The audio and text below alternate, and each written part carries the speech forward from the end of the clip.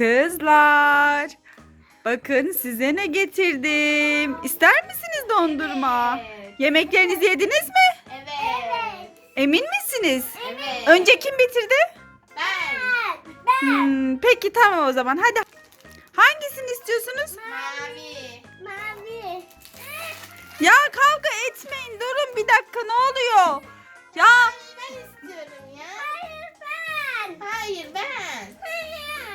Hem bu benim aşortmenimle uyumlu. Hayır. ama bak bir dakika, kavga etmeyin. Aa. Hayır, kavga etmeyin. Tamam, bir dakika kavga etmeyin. Yağmur, neden istiyorsun böyle, çekiştiriyorsun? Aa. Evet, dondurmayı Ayşe kaptı. Sen de bunu ye. Hayır. Aa. Yemiyor musun bunu? Ama bak ne kadar güzel. Hayır. Ben mavi istiyorum. Ayşe, seni içeriden annen çağırıyor. Evet ben gideyim de geleyim. Yağmur, aklıma bir fikir geldi. Ayşe ablana diş macunu şakası yapalım mı? Hadi koş, diş macununu getir. Getir. Hadi bir de tabak getir. Koş. Diş macunu şakası Ayşe. Gel. Koy oraya. Geç oraya. Geç. Aç dondurmayı. Hah, aç. Ayşe ablan gelmeden hızlı. Hadi aç. Aha, patladı. Nereden? Hah. Hadi diş macununu aç. Dondurmayı tut anneciğim, dondurmayı. Bakın.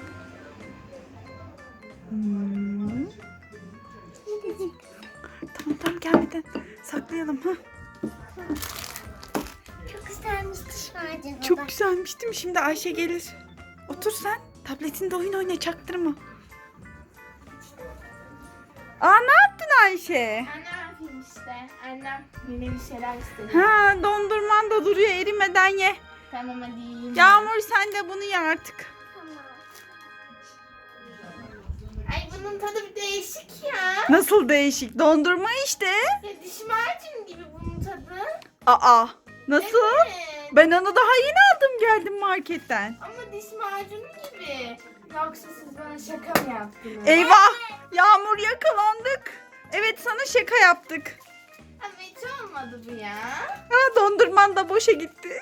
Ya Yağmur ya. Bak, Yağmur dondurmasını yiyor. Dondurmanı paylaşmazsan böyle olur Ayşe. Bir daha paylaş, tamam mı? Tamam bir daha paylaşayım. Tamam. Hadi Bay gitti bay. dondurma. Bay bay.